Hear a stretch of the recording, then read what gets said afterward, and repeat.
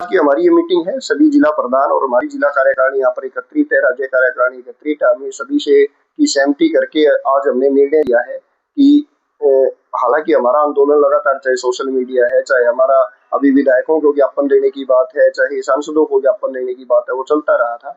लेकिन अब अपने आंदोलन को और बड़ा स्वरूप देने की तैयारी कर रहे हैं, जिसको लेकर हम 2 अगस्त से 3 जनवरी तक सभी जिलों के अंदर अपने जिला स्तरीय जागरूकता सम्मेलन, जिसमें हमारे नए कर्मचारी हैं या हमारे आम जनता है, उनको अपना मुद्दा समझाने का काम करेंगे, उनको जोड़ने का काम करेंगे।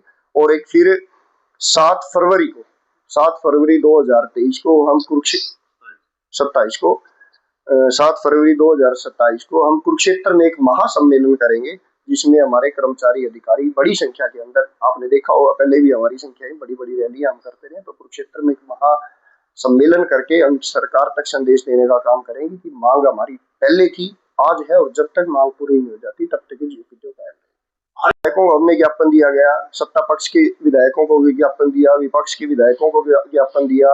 विपक्ष के विधायक तो जब एक कमरे में बैठे होते हैं तब तो ये कहते हैं कि आपकी मांग जायज है और हम बात करेंगे, लेकिन विपक्ष के कुछ विधायकों ने, 4-5 विधायकों ने लगातार हमारी आवाज उठाई है। विपक्ष जब विधानसभा के बाहर प्रदर्शन कर रहा था, उसमें भी हमारी मांग को रखा हुआ था। तो लोकतंत्र में 2 ही पहलू है लोकतंत्र के, सत्ता पक्ष और विपक्ष। सत्ता पक्ष का काम है कि आम जनता की आवाज को समझे, कोई आवाज अगर उठ रही है उसका समाधान निकालने का काम करे, और अगर सरकार ऐसा नहीं करती तो विपक्ष का दायित्व उसकी आवाज बने। तो यही उम्मीद हम दोनों से करें। तो हमारा एकमात्र है, हरियाणा प्रदेश के अंदर 2018 से हम लगातार ये मांग करते आ रहे हैं कि कर्मचारी अधिकारियों को जो 2006 से पहले पेंशन दी जाती थी रिटायरमेंट के बाद, वो ज्यों की त्यों पेंशन आज भी दी जाए।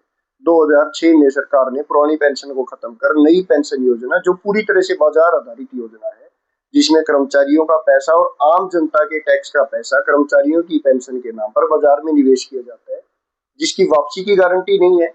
और जो आज कर्मचारी रिटायर हो रहे हैं, उसकी 20-20 साल से उसका पैसा काटा जा रहा है, तो उसको ना तो कुछ पैसा वापिस मिल रहा है और ना ही उसको वो पेंशन मिल पा रही जो उसको पहले से मिला करती थी।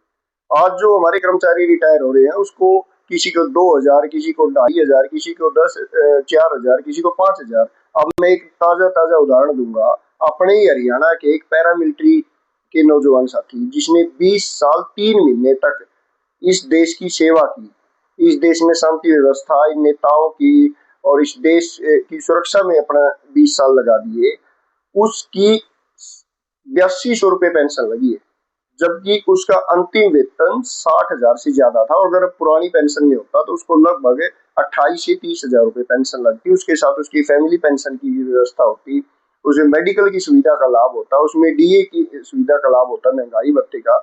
लेकिन आज उसको 8200 रुपए ये फिक्स होगी। अब चाहे जितनी मर्जी महंगाई बढ़े, चाहे वो आज उसकी उम्र 58 साल है, अगर वो 80 साल तक भी जीवित रहेगा तो 8200 रुपए। और जहां आप देख रहे होंगे हरियाणा के अंदर कि बुढ़ापा पेंशन बढ़ाने का एक कंपटीशन सरकार में लगा हुआ है, और बहुत सारे कर्मचारी हमारे 4th क्लास के ऐसे रिटायर हुए जिनकी 1500, 1600, 2000 पेंशन लगी, और बुढ़ापा पेंशन 3250 है आज। उनको तो वो लाभ भी नहीं मिल पा रहा है कि वो अपनी ये पेंशन छोड़ के बुढ़ापा पेंशन ले ले। तो इस तरह की जो कमियां हैं, उनको दूर करवाने के लिए हम लगातार संघर्ष कर रहे हैं।